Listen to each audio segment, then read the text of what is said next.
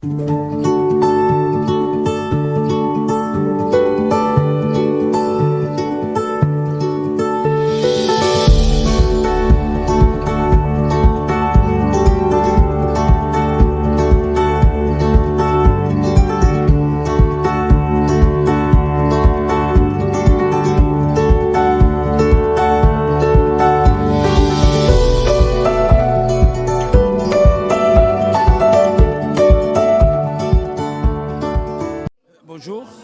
voilà, je suis M. Métiwi, président du Conseil national de l'Ordre. C'est un grand plaisir de participer aujourd'hui à la conférence nationale du pharmacien organisée par le syndicat national des pharmaciens d'officine et y contribuer pour un petit peu développer l'exercice de la pharmacie dans notre pays. Et c'est l'un des objectifs d'ailleurs par l'introduction des nouvelles donnes médicales et scientifiques qui est la vaccination en officine. Ce qui est un processus incontournable normalement dans tous les pays du monde, étant donné que la vaccination a prouvé que la décroissance vers les formes graves elle a été de visu, c'est-à-dire elle a été constatée. Donc nous, en tant qu'ordre avec le syndicat, on a participé en commission mixte auprès du ministère de la Santé pour constituer un comité national afin qu'on puisse dégager un guide pratique et un programme et des modalités pratiques de la vaccination au niveau de l'officine. Sachez bien que le pharmacien d'officine en Algérie, c'est un acteur de santé. Ce n'est pas un commerçant. Je n'aimerais surtout pas entendre cette connotation. Un pharmacien, c'est un acteur de santé qui a fait 6 ans d'études supérieures, diplômé de docteur en pharmacie, donc on lui doit le respect. Donc il est là pour ramener toutes ses connaissances scientifiques, pour ramener tous ses talents, afin de développer et moderniser la santé algérienne en Algérie. Monsieur Mtemi, vous êtes satisfait du démarrage de la vaccination au sein des officines? C'est vrai que, oui, déjà le fait est que certains pharmaciens se sont manifestés positivement afin qu'ils puissent participer, quoi qu'elle a démarré, je le dis timidement, parce que j'aurais espéré sur les 12 044 pharmaciens inscrits à l'ordre, comme je l'ai signalé, au moins 3 000, 4 000 dans les 30-25%, ça aurait été meilleur. Mais quand même, c'est un chiffre record. Arriver à 1200 et quelques. Donc on va monter et on va y arriver. C'est une montée par palier, ce qu'on appelle une montée par palier, puisque c'est un nouveau acte introduit au niveau de l'officine. Donc ça, c'est un acquis.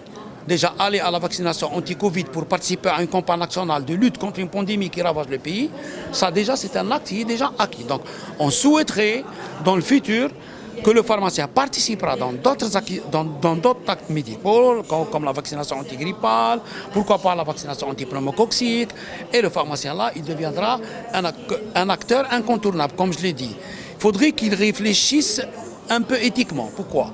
Il ne faut pas qu'il délaisse aussi son malade à côté pour avoir un focus uniquement sur la vaccination ou sur les actes médicaux.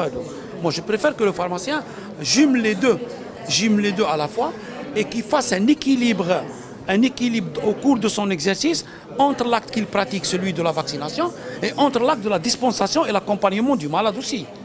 Sachant bien que le pharmacien, au niveau de son officine, accompagne des malades chroniques. Nous, on a dans l'objectif ordinal, moi personnellement, j'ai dans mon programme de l'ordre, c'est la création du dossier pharmaceutique des patients chroniques d'abord. On doit commencer par ça. On est obligé de commencer par ça. Tous ces malades seront répertoriés au niveau des officines.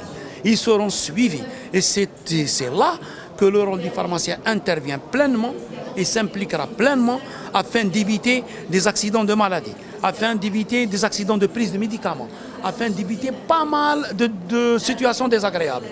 Donc je souhaiterais que le pharmacien s'implique, il est là, il est pour son patient. Et puis, il a des staffs actuellement qui sont bien formés. Et nous allons aussi vers l'option de la création du pharmacien assistant. Il va avoir une présence technique aussi à côté. Il doit former son pharmacien assistant. Il faudrait qu'on traverse un cap. Il ne faudrait plus qu'on reste au statu quo. D'ailleurs, je l'ai dit, il faudrait que le pharmacien perce l'univers de son imposition, point de vue pratique médical dans le pays. Il ne faut pas qu'il nous considère comme simplement des dispensateurs de médicaments. Le pharmacien à l'étranger suit un protocole très spécial, comme on le voit. Il arrive même à prescrire. Il y a des pharmaciens à l'étranger qui arrivent même à prescrire. Au Canada, en Suisse, en France, on va l'introduire récemment.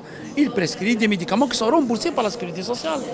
des médicaments qui sont dans le tableau du conseil, bien sûr. Il va pas, le pharmacien n'a jamais été un diagnosticien. On ne peut pas être des diagnosticiens, nous. Mais il y a des médicaments qu'on peut recommander, qu'on peut conseiller, sans problème, et qui ne causent aucun accident médical et qui ne portent aucun préjudice du point de vue santé sur le malade. Merci, monsieur. Concernant Merci à vous. le vaccin contre le Covid, vous pouvez mieux faire. Surtout, vous êtes le corps le plus présent en Algérie, dans chaque Oui, partie.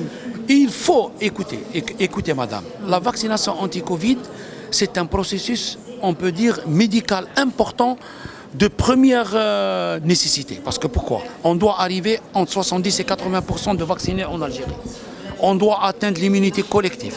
La vaccination évite les formes graves, évite l'engorgement des hôpitaux, évite la surcharge des établissements hospitaliers.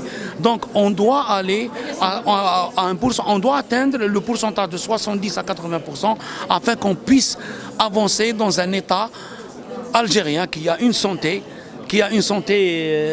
stable et qui a une santé non préjudiciable. Voilà, c'est ce que j'ai à dire. Vous recevez le nombre de doses, les doses nécessaires? Oui, les pharmaciens apparemment qui sont inscrits dans le programme de la vaccination et qui sont qualifiés pour aller à la vaccination reçoivent régulièrement leurs doses, récupèrent régulièrement leurs doses et je les remercie beaucoup parce que sincèrement, ils y mettent beaucoup de leur temps. Parce que comme je l'ai dit, ils sont en train de chevaucher deux lièvres à la fois.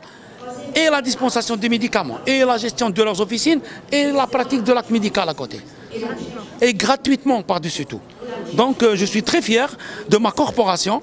Je représente une corporation qui a de la valeur. Il faudrait que les autorités sachent que le pharmacien a de la valeur et doivent lui donner de la valeur.